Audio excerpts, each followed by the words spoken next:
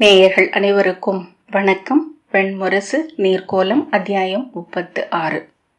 வேழ மறுப்பு. சூதர்குழுவுடன் திரௌபதி விராடபுரியின் பெருங்கோட்டை வாயிலை அடைந்த போது அந்தி கவிய தொடங்க இருந்தது. தொலைவிலேயே சூதர்குழுவின் தலைவர் விகிர்தர், விரைந்து சென்றால் பெருவாயில் மூடுவதற்குள் நாம் நகருக்குள் நுழைந்துவிட முடியும். அந்திக்கு பின் அயலவர்களை நகர் நுழைய ஒப்புவதில்லை. நாம் திறந்த வெளியில் தங்க வேண்டியிருக்கும் என்றார். நோக்குக, தென்மேற்கில் மின்னுகிறது. இப்பகுதிகளில் தென்மேற்கு முகில் ஊறினால் மழை உறுதி என்றே பொருள். திறந்த வெளியில் குழந்தைகளுடன் தங்குவதென்பது கடினம். திரௌபதி, கோட்டை முகப்பில் தங்குமிடங்கள் இல்லையா என்றாள். உண்டு. பெரு வணிகர்களுக்கு நீள் விடுதிகள் அமைந்துள்ளன. தொகை கொட்டகைகளும் உண்டு. இப்பொழுதிற்குள் அங்கே பலர் சென்று இடம் பற்றியிருப்பார்கள். சூதர்களுக்கு தனியாக தங்குமிடங்கள் உண்டு. பலர் கூடாரங்கள் கட்டி தங்குவார்கள் என்றார் விகிர்தர். ஆனால் இது வைகாசி மாதம். தொகைச்சந்தை ஒன்று நாளை மறுநாள் கூடவிருக்கிறது. 12 நாட்கள் அச்சந்தை நீடிக்கும். நகருக்குள் பெரும் கூட்டம் நுழையும். அனைவருக்கும் கூரைகளில் இடம் இருக்காது. முதியவரான சுந்தரர், அத்துடன் எங்கும் அடுமனை சூதர் ஒருபடி தாழ்ந்தவர்கள்தான். மாமன்னர் நலன் கோல் கொண்டு ஆண்ட தொல்நகரியான இந்திரபுரியிலும் அவ்வாறே இருந்திருக்கும் என்றார். விகிர்தர், விரைந்து செல்வோம் என்றார். இன்னும் சற்று விரைவு என்று அஸ்வகன் கூவினான். வண்டியோட்டி சினத்துடன் திரும்பி நோக்கி, தரையை பார்த்தீர்கள் அல்லவா? புழுதியில் ஆழ்கிறது சகடம். ஒற்றை காலை இதுவரை இழுத்து வந்ததே நமது நல்லுள். இனிமேலும் அதை துரத்தினால் கால் மடித்து விழுந்துவிடக்கூடும். அதன் பின் இந்த சாலையோரத்து மரத்தடியில் இரவை கழிக்க வேண்டியிருக்கும். மழைக்கு வந்து ஒதுங்கும் காட்டு விலங்குகளுடன் சேர்ந்து என்றான். விகிர்தர், பூசல் வேண்டாம், முடிந்தவரை விரைந்து செல்வோம் என்றார். ஆனால் அவர்கள் அனைவருமே களைத்திருந்தனர். விரைந்து நடக்க முனைந்தோர் எஞ்சியிருந்த தொலைவை கணக்கிட்டு உள்ளம் சோர்ந்தனர்.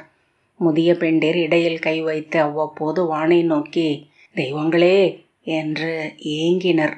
எவராவது இருவர் விரைந்து முன்னால் சென்று கோட்டைக்கு வெளியே தங்குமிடம் ஒன்றை பிடித்து வைத்து கொண்டால் என்ன என்று திரௌபதி கேட்டாள். பிடித்து வைத்து கொண்டால் கூட அதை அவர்கள் நமக்கு அளிக்க வேண்டும் என்பதில்லை. படைக்கலம் ஏந்தியவர்களோ இசைக்கலம் ஏந்தியவர்களோ அல்ல. நாம் எளியவர், அடுமனை கலங்கள் மட்டுமே அறிந்தவர்கள். மானுடரின் பசி தீர்க்கும் போது மட்டுமே நினைவு கூறப்படுபவர்கள் என்றார் சுந்தரர்.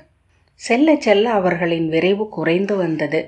எடை சுமந்த பெண்கள் நின்று, எங்களால் முடியவில்லை, இத்துயருக்கு நாங்கள் மழையிலேயே நின்று கொள்வோம் என்றனர். மழைக்கு நம்மிடம் கூரை என ஏதுமில்லையா என்றாள் திரௌபதி. விகிர்தர் அவளை நோக்கி புன்னகைத்து, நாங்கள் நாடோடிகளாக வாழ்பவர்கள் அல்ல. நல்ல அடுமனை ஒன்றை அடைந்தால் அங்கிருந்து தெய்வங்களால் மட்டுமே எங்களை கிளப்ப முடியும். அங்கு மச்சர் நாட்டில் அடுமனை பணியாளர்கள் தேவைக்கு மேல் மிகுந்து விட்டனர். வாய் வளரும் குழந்தைகளுடன் அங்கு வாழ முடியாததனால்தான் கிளம்பினோம். அது தோற்ற நாடு, இது வென்ற நாடு. இங்கு நாள்தோறும் மனிதர்கள் பெருகுகிறார்கள். கருவூலம் பெருகுகிறது, அடுமனை கொழிக்கிறது என்றார். சூரியன் கோட்டை சுவருக்கு அப்பால் முழுதடங்குவதை தொலைவிலேயே அவர்கள் கண்டனர். அவ்வட்டம் விளிம்புக்கு கீழே இறங்குவதுதான் கணக்கு. அந்தி முரசொலிக்க தொடங்கிவிட்டால் காவல் யானைகள் சகடங்களை இழுக்க தொடங்கிவிடும் என்று விகிர்தர் சொன்னார். இங்குள்ள அடுமனையை நோக்கி உறுதி செய்வதற்காக சென்ற முறை நான் வந்தேன். அது ஆடி மாதம். தொலைவிலேயே அந்தி கதிர் இறங்குவதை கண்டேன். முழு இரவும் மெல்லிய மழையில் நனைந்தபடி மறு உரியை தலையிலிட்டு உடல் குறுக்கி கோட்டை முகமுற்றத்தில் அமர்ந்திருந்தேன். மறுநாள் காலையில் காய்ச்சலில் என் உடல் நடுங்கிக் கொண்டிருந்தது. கண்களிலும் வாயிலும் அனல் எழுந்தது. தள்ளாடி நடந்து கோட்டையை அடைந்தால் நோயுடன் உள்ளே செல்ல ஒப்புதல் இல்லை என்றார் காவலர். கண்ணீருடன் கால்களை தொட்டு சென்னி சூடி, நான் எளிய அடுமனையாளன் என்று மன்றாடினேன். நோய் கொண்டு நகருக்குள் நுழைய முடியாது என்றனர். நேற்றிரவு இந்த மழையில் அமர்ந்திருந்த நோய் என்று சொல்லியும் கேட்கவில்லை. மீண்டும் வந்து முற்றத்திலேயே அமர்ந்திருந்தேன். கோட்டைக்கு மேல் கதிர் எழுந்தபோது வெயில் என் உடலை உயிர் கொள்ளச் செய்தது. அருகநெறியைச் சேர்ந்த பெருவணிகர் ஒருவர் கோட்டை முன் அமர்ந்திருப்பவர்களுக்காக 7 இடங்களில் அன்னநிலைகளை அமர்த்தியிருந்தார். அங்கு சென்று இன்கூழ் வாங்கி அருந்தினேன். அதன் பின்னரே உடல் எழ முடிந்தது. மீண்டும் சென்று கோட்டை வாயிலை அடைந்த போது பெருந்திரளாக மக்கள் உள்ளே சென்று கொண்டிருந்தார்கள். எவரையும் கூர்ந்து நோக்க காவலர்களுக்கு பொழுதிடை அமையவில்லை. அவ்வெள்ளத்தால் அள்ளி உள்ளே கொண்டு செல்லப்பட்டேன் என்று விகிர்தர் சொன்னார். இந்நகரம் பெரிது. சிறியவர் எவரையும் பிறர் கூர்ந்து நோக்குவதில்லை. எவரும் நமக்கு இரக்கம் காட்டுவதில்லை. ஆனால் எவரும் நம்மை தேடி வந்து அழிப்பதும் இல்லை. பிறர் அறியாமல் வாழ ஓர் இடம் கிடைத்தால் அதுவே நமது இன்னுலகம். சுந்தரர் உரக்க நகைத்தபடி, ஆம், நாம் எல்லாம் அடுமனை பாத்திரங்களின் மடிப்புக்குள் பற்றியிருக்கும் ஈரப்பாசி போல எவரும் பார்க்காதவரை மட்டுமே தழைத்து வளர முடியும் என்றார். கோட்டைக்கு பின் சூரியன் இறங்கி மறைந்ததும் அவர்கள் அனைவருமே விரைவழிந்து நின்றுவிட்டனர். இனி விரைந்து பயனில்லை, காலை சற்று ஓய்வெடுக்கட்டும் என்றார் மூத்த சோதரான தப்தர். வாயில் இருந்து நுரைக்குழாய் இறங்கி மண்ணில் துளியாகச் சொட்ட மூச்சு சீறியபடி தலையை நன்கு தாழ்த்தி கால்களை அகற்றி வைத்து நின்றது ஒற்றை காளை. வண்டிக்குள்ளிருந்த சிம்ஹி தலையை நீட்டி, காளையை பார்க்கையில் உளம் தாங்க முடியவில்லை, நாங்கள் நடந்தே வருகிறோம், இன்னும் சற்று தொலைவுதானே என்றாள். வேண்டியதில்லை, சற்று ஓய்வெடுத்த பின் அது மீண்டும் கிளம்பும் என்றார் விகிர்தர். இனிமேலும் இவ்வெளிய உயிர் மேல் ஊற எங்களால் இயலாது என்று சொல்லி அவள் கையூன்றி மெல்ல இறங்கினாள். அது என்னை இழுத்துச் செல்லும் போது வயிற்றுக்குள் என் குழவியை நான் இழுத்துச் செல்வது போல தோன்றியது. சுமை இழுப்பதென்றால் என்னவென்று அதை போலவே நானும் அறிவேன் என்றாள்.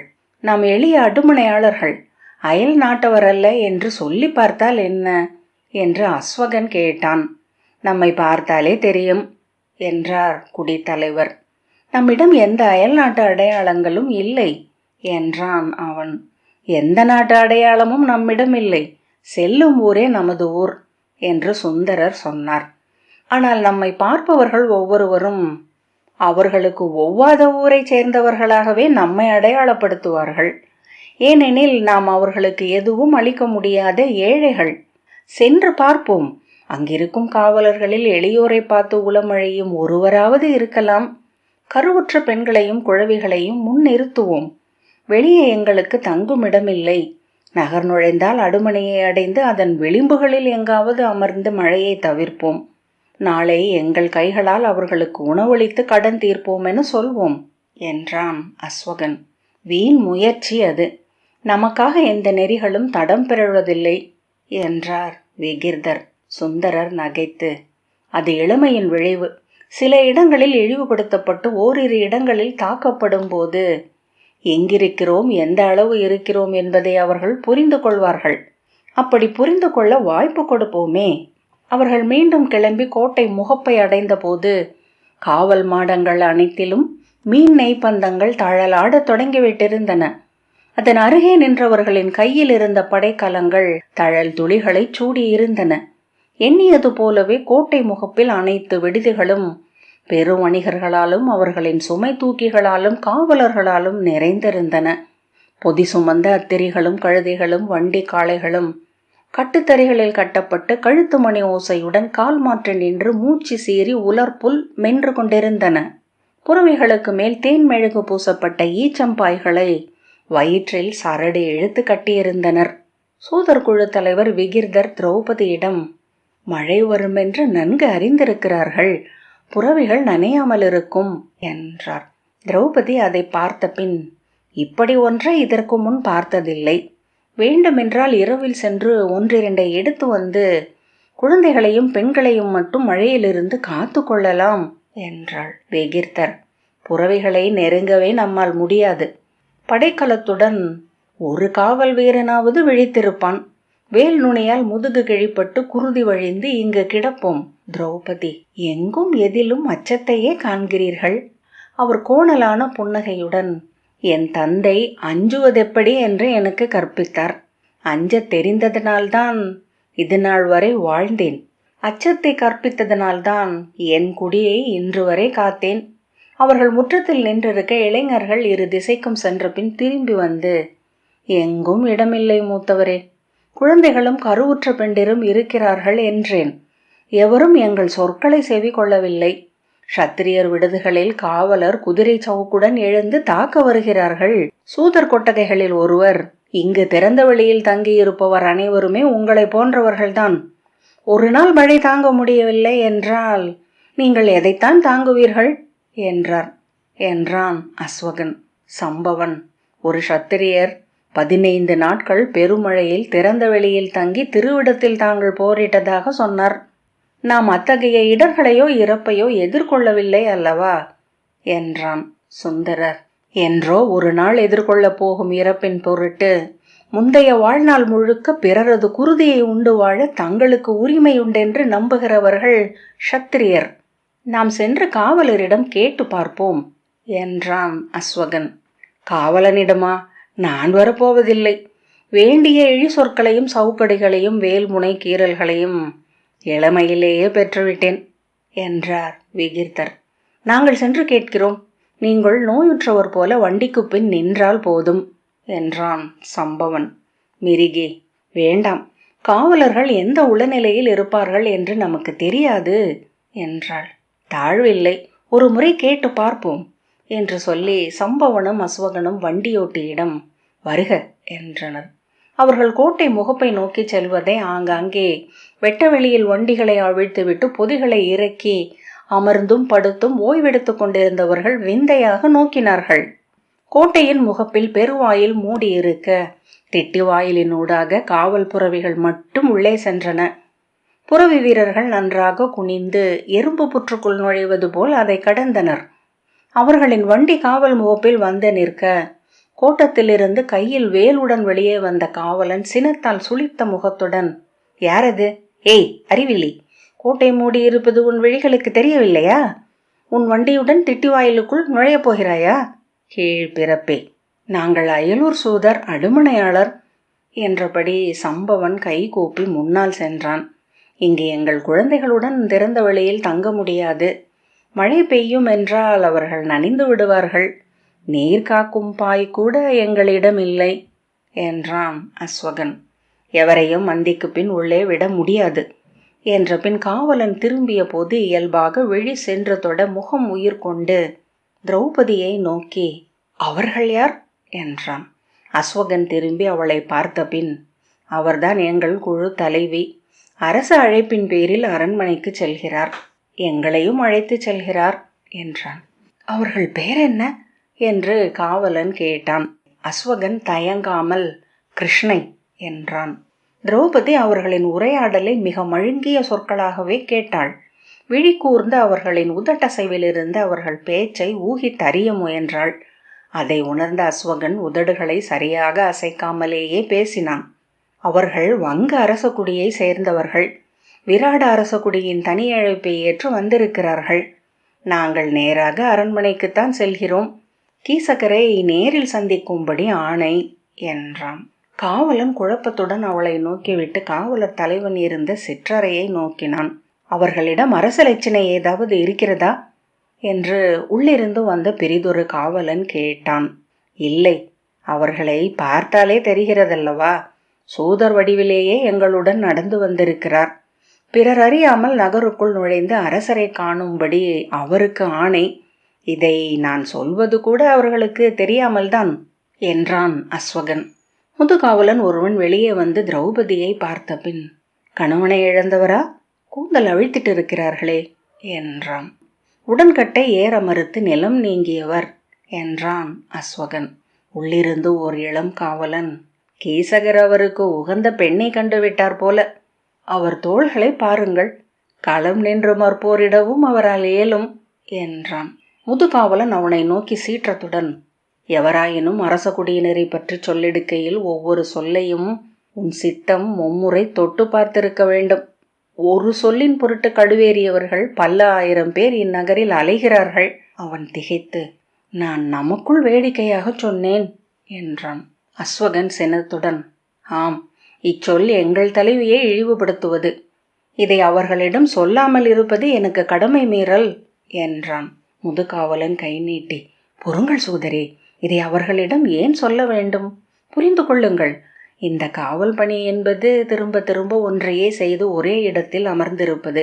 நாவால் நுழைந்துதான் இச்சலிப்பை போக்க வேண்டியிருக்கிறது, பொறுத்தருள்க என்றான். அரச குடியினரை பற்றி இழி சொல்லை எப்படி அவர் சொல்லலாம்? மேலும் அச்சொல் கீசகர் மீதும் இழிவு சுமத்தியது என்றான் அஸ்வகன். பொறுத்தருள்க, இதை உங்கள் தலைவி அறிய வேண்டியதில்லை. இங்கு எதுவும் நிகழவில்லை என்று நினைத்து கொள்ளுங்கள். நீங்கள் உள்ளே செல்லலாம். கோட்டை வாயிலை சற்று திறந்து வண்டியை உள்ளே விடச் சொல்கிறேன் என்ற பின் முதுகாவலன் எழுந்து உள்ளே சென்று சிறு கயிறொன்றை இழுத்தான். அப்பால் எங்கோ மணியோசை ஒலிக்க சகடங்கள் முனகி எழுந்து பின் அலற கோட்டை வாயில் மெல்ல விலகி திறந்து வழிவிட்டது. அஸ்வகன் ஓடிச் சென்று விகிர்தரிடம், உள்ளே செல்ல ஒப்புதல் அளித்து விட்டார்கள், கதவு அகல்கிறது. மெய்யாகவா? இதில் சூழ்ச்சி ஏதும் இல்லையே. இதன் பொருட்டு உள்ளே சென்று நாம் தலை கொடுக்க வேண்டியதில்லை அல்லவா என்றார் விகிர்தர். இல்லை, வாருங்கள் உள்ளே செல்வோம் என்று அஸ்வகன் சொன்னான். திறந்த வாயிலினூடாக அவர்கள் உள்ளே செல்லும் போது திரௌபதி திரும்பி காவல் மாடத்தை பார்த்தாள். காவலர்கள் அனைவரும் தலை வணங்கினார்கள். அவள் திரும்பி அஸ்வகனை பார்த்தாள். தாழ்ந்த குரலில், அவர்களிடம் என்ன சொன்னீர் என்றாள். நான் எதுவும் சொல்லவில்லை என்றான். சொல்க, என்ன சொன்னீர் என்றாள். அவன் தயங்கி, அவர்கள்தான் கேட்டார்கள் தாங்கள் அரச குடியா என்று. ஆம் என்றேன் என்றான். திரௌபதி, அரச குடியினள் என்றா என்றாள். ஆம், அவர்கள் கேட்டபோது நானும் திரும்பி பார்த்தேன். அந்த தொலைவில் நிழலுருவில் பேரரசுகளை ஆளும் சக்கரவர்த்தினிகளுக்குரிய நிமிர்வுடன் தோற்றமளித்தீர்கள். நீங்கள் அரச குடியேதான், அதை எங்கும் உங்களால் மறைக்க முடியாது என்றான் அஸ்வகன். வெறுமனே நடக்கையிலும் வேழ மறுப்பில் அமர்ந்த அசைவுகள் உங்களில் உள்ளன. சம்பவன், நீங்கள் யார் என்று நான் கேட்கவில்லை.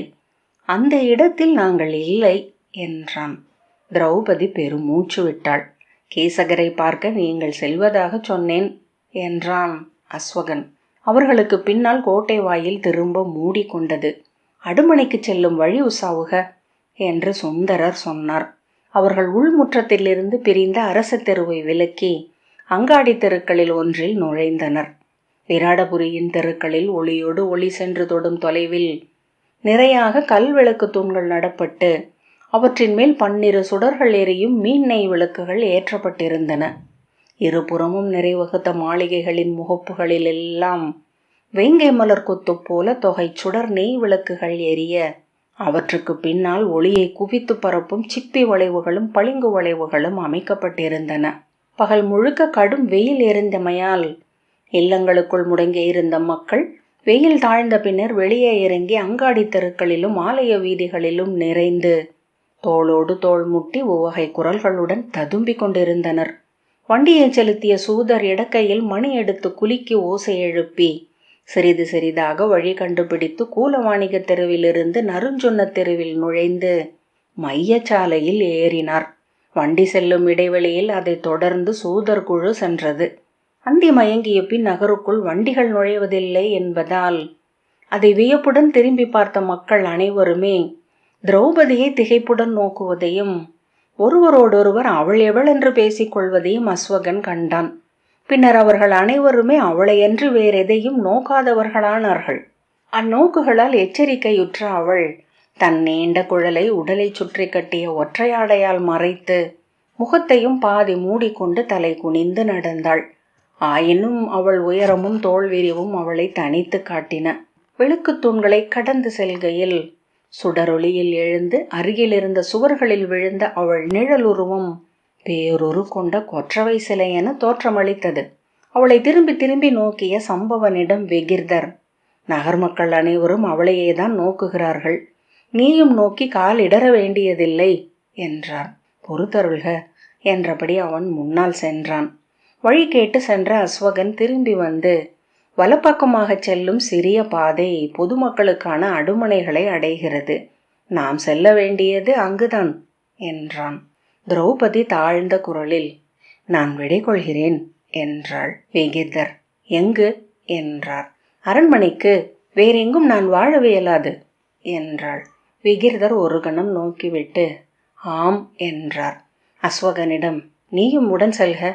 வேண்டியதில்லை என்றாள் திரௌபதி. தங்களை தனியாக அனுப்ப முடியாது.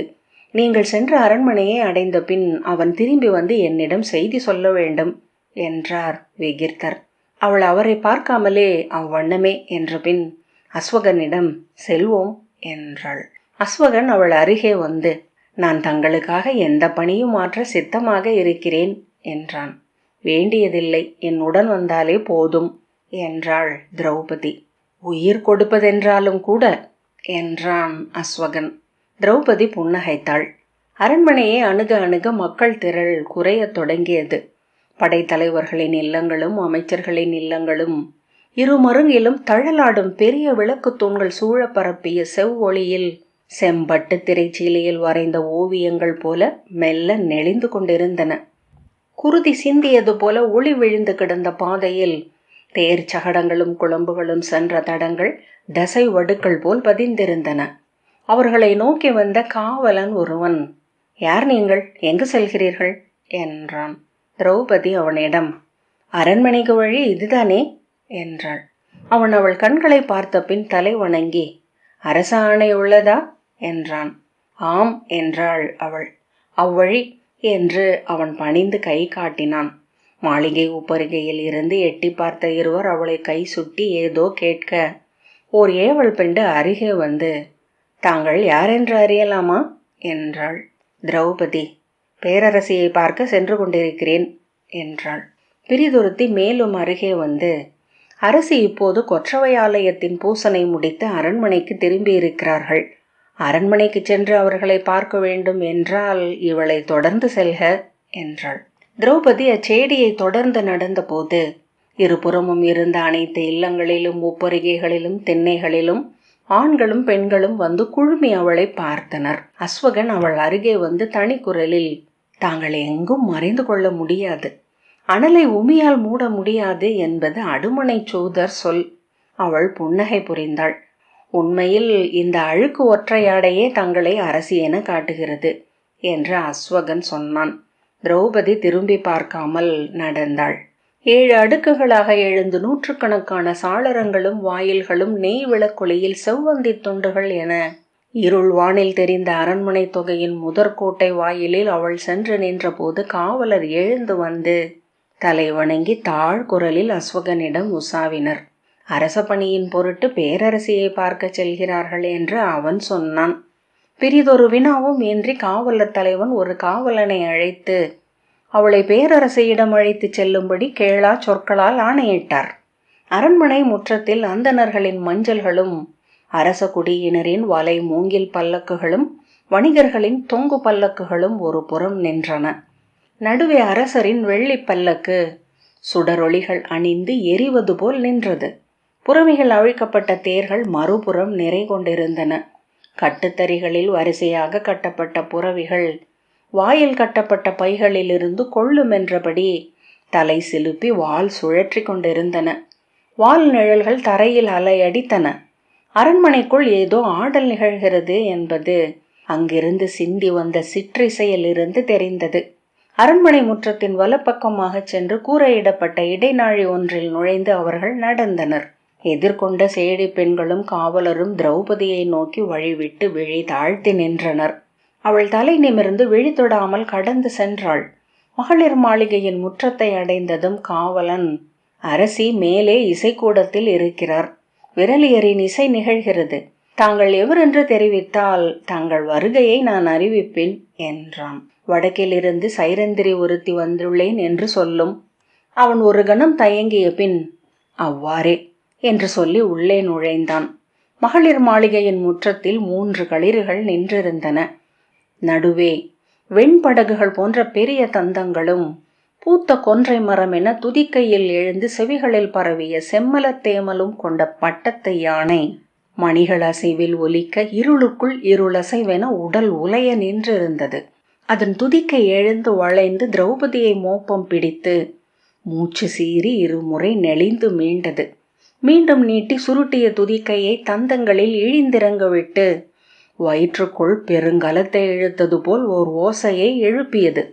அது செவி நிலைத்ததும் உப்பரிகையில் 2 சேடியருடன் தோன்றிய கேகயத்து அரசி சுதேஷ்னை குனிந்து அவளை பார்த்து, யாரது என்றாள். வடக்கிலிருந்து வருகிறேன், கேகயத்து அரசி சுதேஷ்னையை பார்க்க என்றாள் திரௌபதி.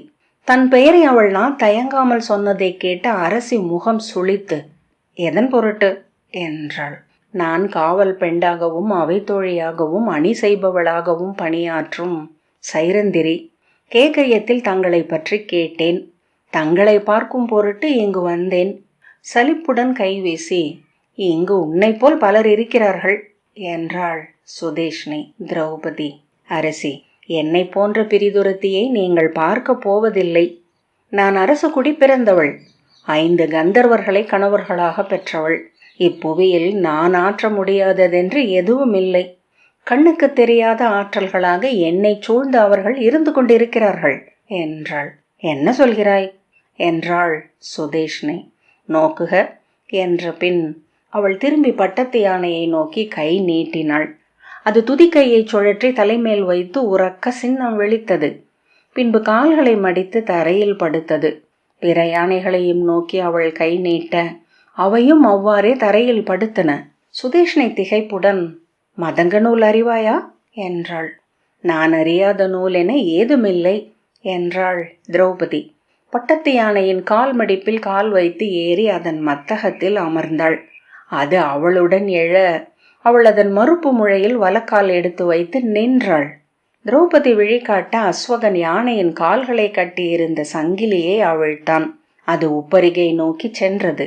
சுதேஷ்ணைக்கு நிகராக தலை எழுந்து தோன்ற சரிந்த ஒற்றை ஆடை முனையின் உள்ளிருந்து குழல் கற்றைகள் பொழிந்து புறம் நிறைக்க நின்றாள். சுதேஷ்ணை தன் இரு பக்கமும் நின்ற காவல் பெண்டுகளை நோக்கி ஏதோ சொல்ல வாய் அசைத்த பின் அடைத்த தொண்டையை அசைத்து ஒலி கூட்டி, உள்ளே வருக தேவி என்றாள். நீர்க்கோலம் 36வது அத்தியாயம் இத்துடன் நிறைவு பெற்றது. நன்றி.